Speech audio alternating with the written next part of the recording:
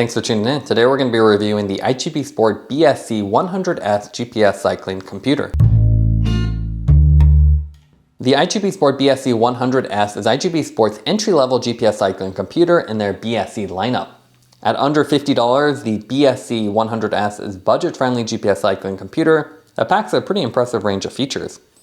Packaging-wise, really simple. You just have this gray box, iGPSPORT logo, and this nice glossy representation of the computer right on the front, and then description of the computer on the back in multiple languages. I'll go ahead and open this up and we'll go over the full specs. Retail price on this is $49.90, and it's even on sale right now, so at about under $40, which is pretty impressive. You have a 2.6-inch black and white non-touch screen. The display has a predefined grid setup, as you'd expect at this price point, but it does have a dynamic bar graphic which updates depending on what you're displaying. You get 40-hour runtime thanks to the 60 milliamp internal battery with USB Type-C charging. This also has Bluetooth and ANT+ connectivity, which lets you connect to speed, cadence sensor, heart rate, or power meter. You have a Garmin mount molded directly into the base, so very easy to mount this on just about anything.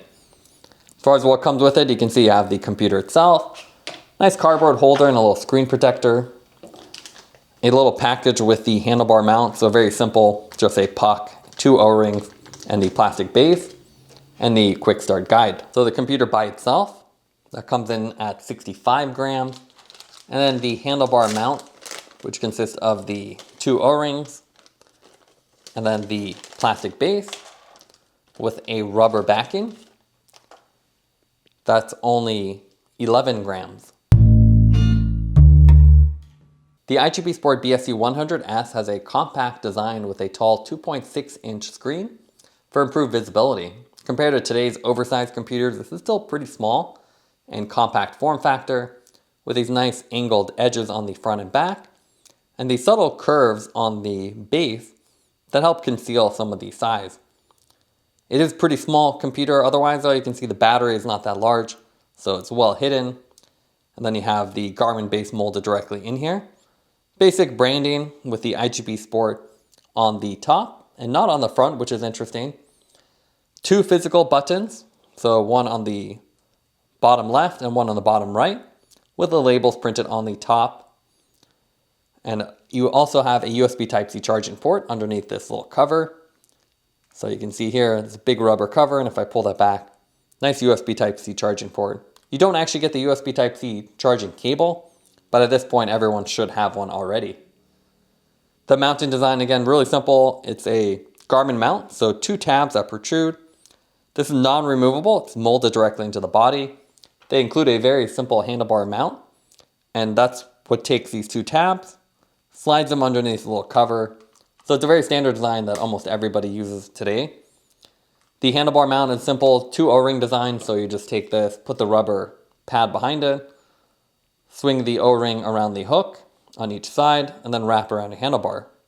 We'd highly recommend upgrading to an out front mount instead though, as that lets you take the Garmin mount directly, push it down on the mount, and then put this in front of your bars. So with this, your handlebar is here, your computer's directly in front of you, rather than being on the side or on the stem. So much cleaner design and very secure with the Garmin mount. As far as the display on here, that's the most obvious sign that this is a budget computer. It's a simple black and white screen with a predefined grid, so you don't have a dense grid of pixels. Instead, everything's been predefined. So if you look at the display, the text and graphics only have a certain location, so it limits the adjustability and means you can't really customize the display, put menus or anything else. They've designed this with a basic 4-row layout. So you can see the top row has your basic notifications. So you have the GPS, Bluetooth, time, battery. The main display here in the center though is the radial display. This can display speed, power, or cadence or heart rate, so you can configure that. And then it has this little dynamic bar display, so that'll actually populate from 1 to 5 bars depending on the min-max range of the current data field. Below that you have this 2-row, 2-column layout, which shows all your other data. And again, you can customize this using the iGPSPORT app. but it is very limited. You can't really show radar or more advanced features here. You're limited to just the standard displays. But with this one, you can see a nice large display at 2.6 inch screen. So you can see everything very clearly and nice high contrast. The user interface is very simple too, 2 buttons, and you can't do too much with this. A hold to turn this on or off, as that's a power button. Nice little animation that shows that little dynamic bar. You want to start or pause a recording, you just tap that button again, and you can see now you have a play. You also have auto pause, so you can see I'm not moving, so it paused it. If you want to save the recording, you hold the bottom right one, and that'll save and end the ride. So very simple, you can't really discard. If you want to discard, you just power it off. Configuration on here is very limited too. So if I hold the bottom right button, this will enter the configuration options. This is for the phone pairing, and it's a little bit confusing. It almost looks like paella, but it's actually an R here. It's just the lowercase or uppercase variations here. If I hold it again, you can see there's E1 for the phone pairing, E2, which is time zone. Again, no real label here, just have to kind of guess that. You have the sensor connectivity, so cadence, heart rate, power. And then E4 is your speed, your diameter. So if you have a speed sensor, you need to set the wheel diameter to get an accurate measurement. And then E5, which is the unit display, so you can switch out between metric or imperial. So pretty simple overall. And you have to use the iGPSPORT app to really customize it. You can cycle through the pages, and again, you can set what's displayed on each page through the app. Now let's take a look at the computer in action. As you can see, I have a nice startup animation. Then once it turns on, it goes to the primary data fields where you can start a recording. There's a nice little indicator, so pretty easy to use. You just hit play. And it also has the auto start and auto pause feature, so if you forget, it'll automatically do it on its own. As you can see, the bar graph is really easy to read, and it's a nice unique design that reminds me of the higher end computers with their radial graphs. Everything updates pretty quickly, but you are quite limited. So you're not really able to get exactly what you want, as each field only has 2 or 3 options, so you are limited there. But that's one of the downsides of this design. The backlight on here is also automatic, but it's based on the time zone rather than a sensor. So it'll only turn on if you're actually at night, based on your local time zone. Otherwise, really easy to use computer. The Garmin Mount, USB Type-C charging are all features you want. And the 2-button display is really easy. And you honestly have more pages than you really need, given the simple interface of the computer. Obviously, configuration on the device is more complicated, so you want to use the iGPSPORT app. But otherwise, pretty nice, and you can see when you're done writing, you do have to remember to do a long hold on the right button to save it. And if you just want to discard it, you hold the left button to power down. Now let's take a look at the iGPSPORT app. With this app, you can actually connect to the BSC100S and then do a lot of the configuration a lot faster and easier than you can do with the more obscure config menu. So once you've actually found the device on your device list, you can see we have the version number, data management, firmware update, and there's usually an update as soon as you buy these. But beyond that, you can see the page configuration is really the whole point of this app. So this is the only place you can do it. So on here, you can actually adjust the pages. So we have 4 pages here. We can edit each field, and you can see you can't actually swap out the component, but you can switch what it's being shown. You can't change the layout because of the predefined grid layout. But what's cool about this is you can change the speed, you can make it heart rate, cadence, so you can actually swap that main component. We'll leave it as speed here. But then we have distance, gradient, elevation, and then record time. If I want to switch elevation to something else, I could do total distance and then swap out these values to something else. You can see some of them aren't available here. So I can't actually show cadence on that left corner though, because it's not available due to that fixed layout. So you can search around, but I can put cadence on the bottom right. So a little bit of sacrifice there as you have that limited predefined grid. But once you find what you want, you can set it. And then you have multiple pages, and you can even rearrange the pages so you can reorder them. You can't seem to remove them like you can with some of them, but at least you can adjust it. Beyond that, you can do all the auto settings, and a lot of these are just not available on the very basic config menu. So here you can see we just had the 5 options for pretty much units, display, and sensors. But on the app, we can actually set alerts. So you have auto lap, which you can turn off. auto scroll, auto start, smart records.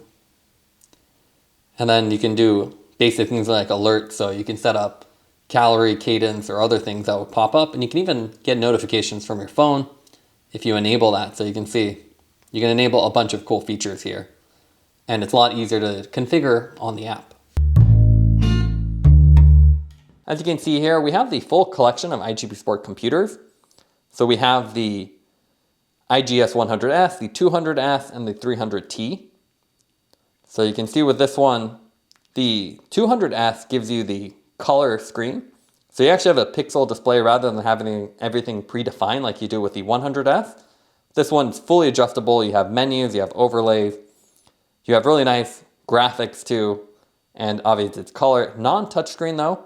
It's a just color screen, but same user interface with the 6 physical buttons that we have on the other higher end BSC computers. You can see if I go back to the main menu here as well, you have a really cool graphic with the chainring that's animated, and more features. Obviously you get radar display and other things that you don't get with the more affordable sub $50 100S. If you go up to the 300T, this one gives you color touchscreen, so now I can actually interact with it. It's again 2.4 inches, 6 physical buttons, and you get all the same features, but now you actually get a map view that you didn't have with the other version. So a nice little upgrade. So if you actually want to do navigation, this is a lot more useful. You can actually see a map rather than just a breadcrumb view. But otherwise, very simple form factors and similar designs. At the top of the iGPSPORT food chain, you have the IGS 800, so giant 3.5-inch screen. So you can see really big. It gives you a lot more training metrics, so it can tell you recovery status and other things. You have all these widget displays and a huge screen with a full map view and all the connectivity you'd ever want. But obviously a lot more expensive. Metal Garmin mount versus the plastic, but quite a bit bigger thanks to the larger screen. As far as budget computers, there's tons of options here. So we have something like the Coospo. So you can see same Garmin mount. Very similar display. They have the same kind of bar graph. So you can see that little round here. That will display bars depending on which data field you have visible, which is similar to the display design of the iGPSPORT. And you can see same predefined grid layout with a little bit more adjustability as far as whether you want 1 or 2 items on the bottom. You have to use the app on both of them to really configure anything. And you can see dimensionally it's pretty similar. There's also the Bryton Rider 15. So this is a nice big screen, so you can see quite a bit larger and looks sleeker because of the larger size. Very simple user interface. So single button presses, and you can see predefined grid. And if you look closely at the angles, you can actually see what can go where. The nice thing about the Bryton though is bigger form factor, and they have a little compass indicator on the top left, which is not that useful, but an interesting use of that space. If you want to go higher end, we have something like the Bryton S510, and again, this is where you really get map views, a lot more connectivity, touchscreen, and actual maps rather than just a simple display. And with the higher end ones, you actually get the real-time climb profiles and other features you don't get at the lower budget price. But if you're more interested just in speed and distance calculations, you don't want all the navigation and map features, for under $50, it's a pretty good deal for the iGPSPORT 100S. Now let's go over the pros and cons for the BSC100S. What we like about it is very budget friendly. At under $50, you get a lot of features. You get the nice large 2.6-inch display, which is high contrast. And we do like the dynamic bar display, which gives you a radial bar graph, which helps with the primary data field. As far as negatives, you do have a time-based backlight.